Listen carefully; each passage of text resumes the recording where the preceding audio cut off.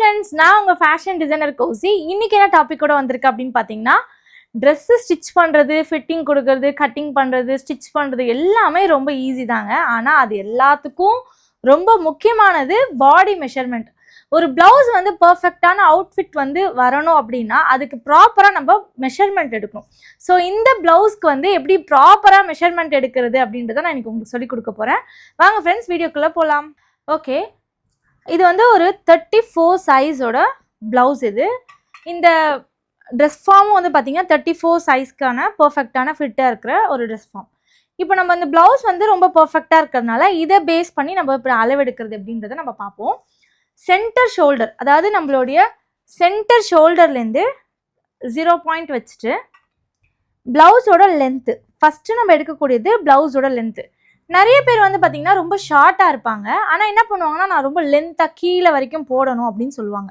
அது வந்து டோட்டலாக அவாய்ட் பண்ணிக்கோங்க. ஆக்சுவலி அவங்களோட ஹைட்டுக்கு ஏற்ற மாதிரி தான் லென்த்து போடணும்.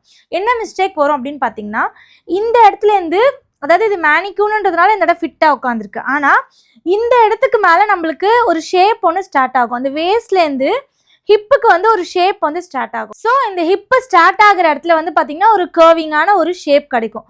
நம்ம பர்டிகுலர் ஹைட்டுக்கு கீழே போக போக என்ன ஆகும்னா, ப்ளவுஸ் வந்து கீழே இறங்காமல் அந்த இடத்துல நின்றுட்டு அதுக்கு மேலே வந்து ஃபோல்ட் ஆகி ஃபுல்லாக அந்த சைடில் ஃபுல்லாக க்ரீச்சஸ் வந்துடும். ஓகேங்களா? ஸோ அதனால் அவங்களோட ஹைட்டு, இந்த ஹிப்போட இந்த ஷேப் எந்த இடத்துல ஸ்டார்ட் ஆகுதோ அந்த இடத்துல கரெக்டாக வந்து ஃபிட் ஆகுற மாதிரி பேக்கோட லென்த் எடுத்துக்க போகிறோம்.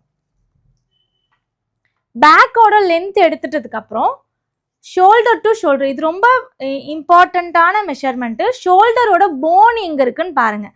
நிறைய பேருக்கு வந்து பார்த்தீங்கன்னா ஷோல்டர் வந்து ரொம்ப ஸ்லோப்பாக இருக்கும். ஸோ அதனால் ஸ்லோப்பாக இருக்குன்றதுக்காக நீங்கள் கீழே வரைக்கும் எடுக்கக்கூடாது. ஷோல்டரோட போன் எங்கே இருக்குன்றதை பார்த்து போன் டு போன் வந்து பர்ஃபெக்டாக எடுக்கணும். நீங்கள் ரொம்ப மேலேயும் நெக்குக்கிட்டேயும் டேப் எடுத்துகிட்டு போகக்கூடாது, ரொம்ப கீழே எடுத்துகிட்டு போகக்கூடாது.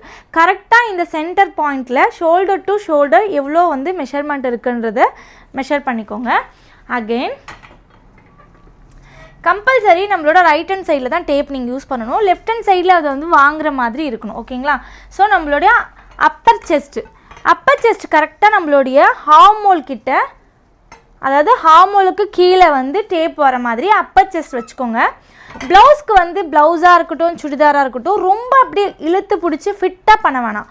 ஒரே ஒரு விரல் மட்டும், நம்மளோட ஒரே ஒரு விரல் மட்டும் உள்ளே போகிற மாதிரி வச்சுட்டு நீங்கள் இந்த டேப்பை வந்து ஃபிட் கொடுத்து எடுக்கணும். ஓகேங்களா? ஒரு விரல் மட்டும் உள்ளே போகிற அளவுக்கு ஒரு ஸ்பேஸ் இருந்ததுன்னா போதும்.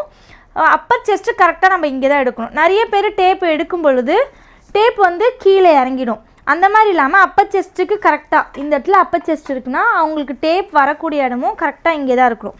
ஸோ இந்த சென்டர் பார்ட் ஸ்ட்ரெயிட்டாக இப்படி இருக்கிற மாதிரி பார்த்துக்கோங்க. நிறைய பேர் இப்படி கீழே வச்சுட்டு தெரியாமல் இப்படி எடுத்துருவாங்க. அப்படி எடுக்கிறதுனால 2 or 3 inches வந்து மிஸ்மேட்ச் ஆகும். ஸோ அதனால் ஃபஸ்ட்டு அப்பர் செஸ்ட் எடுத்துக்கோங்க. அகெயின் அப்படியே கொஞ்சம் 3 inches கீழே இறக்கி மிடில் செஸ்ட் நம்மளோட பஸ்ட் பாயிண்ட் கிட்ட எடுக்கணும். பஸ்ட் பாயிண்ட் கிட்ட எடுக்கும் பொழுது நிறைய பேர் வந்து பார்த்திங்கன்னா பஸ்ட்டை வந்து இப்படி டைட்டாக எடுத்துருவாங்க. அந்த மாதிரி எடுக்கக்கூடாது. எக்ஸாக்டாக அவங்களுக்கு ஒரு ப்ரீத் பண்ணக்கூடிய ஒரு ஸ்பேஸ் விட்டு தான் நம்ம வந்து எடுக்கணும். So Appar chest middle chest எடுத்துட்டோம். அடுத்தது வேஸ்ட்டு. இப்போ இதெல்லாம் நம்ம எடுக்கும்போது டேப் வந்து சென்டராக மீட் ஆகிற மாதிரி வச்சு நம்ம கால்குலேட் பண்ணிப்போம். வேஸ்ட் லைன் வந்து சைடில் வர மாதிரி, இந்த சைடில் வர மாதிரி நீங்கள் மெஷர்மெண்ட் எடுத்தீங்க அப்படின்னா மட்டும்தான் ஒரு ஃபிட்டான மெஷர்மெண்ட் கிடைக்கும். நம்மளுடைய பிரெஸ்ட்லேருந்து சைடில், அதாவது பிரெஸ்ட் பாயிண்ட்டுக்கு கீழே தான் வேஸ்ட் இருக்கும். இதுலேருந்து சைடில் வர மாதிரி நீங்கள் நல்லாவே டைட் கொடுத்து நீங்கள் எடுங்க. இதுலேருந்து வேஸ்ட் பாயிண்ட் எடுக்கும் பொழுது நல்லா ஃபிட் கொடுத்து அவங்களுக்கு ப்ரீத் விடுற அளவுக்கு ஒரு ஸ்பேஸ் இருந்தால் போதும். ஆனால் வந்து ரொம்ப ஃபிட்டாகவே எடுங்க. ஏன்னா வேஸ்ட் பாயிண்ட் நீங்கள் ரொம்ப ஃபிட்டாக எடுத்தால் மட்டும்தான் ப்ளவுஸ் ஓவராலாக மேலே ஏறாமல் எல்லாமே பர்ஃபெக்டாக அந்தந்த பார்ட்ஸில் போய் உட்காரும். ஓகேங்களா? அகெயின் ஃப்ரண்ட் நெக்கு அதே மாதிரி மிடில் ஷோல்டர்லேருந்து வச்சுட்டு ஃப்ரண்ட் லென்த் வந்து எடுங்க. க்ராஸில் எடுக்க வேண்டாம், எப்போவுமே க்ராஸில் எடுக்காதீங்க.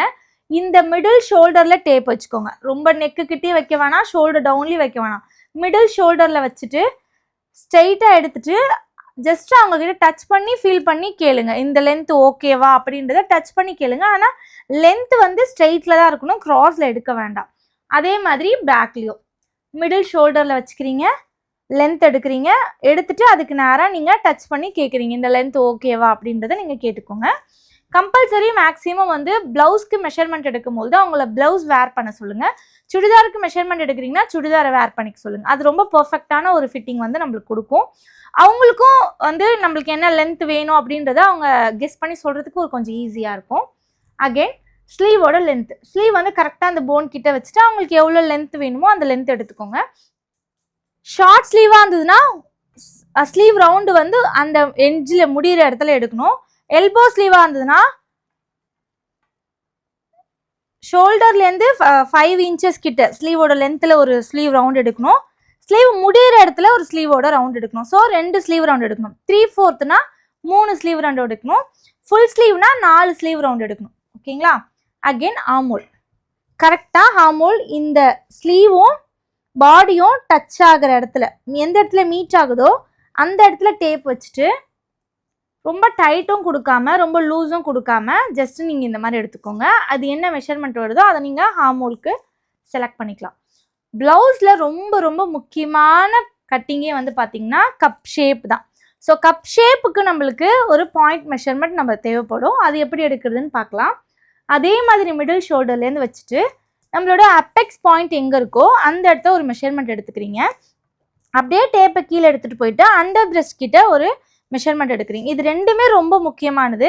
இன்கேஸ் அவங்க வந்து பிரேசர் எதனா சாகியாக போட்டிருக்காங்கன்னா ஸ்டாப் டைட் பண்ணிவிட்டு நீங்கள் எடுங்க. அது ரொம்ப பர்ஃபெக்டாக இருக்கும். சாகியாகவே நீங்கள் எடுத்துட்டிங்கன்னா நீங்கள் ப்ளவுஸ் ஸ்டிச் பண்ணுறதுக்கு அப்புறமா அந்த ப்ளவுஸ் வந்து சாகியாக தான் இருக்கும். ஸோ அதனால் அந்த அட்ஜஸ்ட்மெண்ட் கம்பல்சரி பண்ணிவிடுங்க. ஸோ இதுதான் வந்து ஒரு ப்ளவுஸ்க்கான ப்ராப்பர் மெஷர்மெண்ட். இந்த மெஷர்மெண்ட்ஸ் மட்டும் இருந்தாலே இதை வச்சு ஒரு ப்ராப்பரான ஒரு ப்ளவுஸ் வந்து கட்டிங் பண்ணலாம்.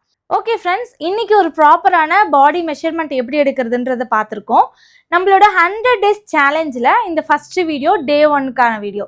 இன்னும் 99 days இதே மாதிரி இன்னும் நிறைய டிப்ஸ் அண்ட் ட்ரிக்ஸோடு உங்களை மீட் பண்ண போகிறேன். தொடர்ந்து நம்மளோட சேனலை வாட்ச் பண்ணுங்கள், சப்ஸ்கிரைப் பண்ணுங்கள், ஷேர் பண்ணுங்கள். உங்களோட ஃப்ரெண்ட்ஸ் எல்லாருக்குமே நம்மளோட சேனலை பற்றி எக்ஸ்பிளைன் பண்ணுங்கள். நம்ம ரொம்ப கிளியராகவும் டீட்டெயிலாகவும் டைலரிங்கை பற்றின எல்லா நாலேஜுமே உங்கள் கூட நான் ஷேர் பண்ண போகிறேன். Thank you so much. அடுத்த வீடியோவில் உங்களை மீட் பண்ணுற வரைக்கும் உங்ககிட்டேருந்து விடைபெறுவது நான் உங்கள் கௌசி.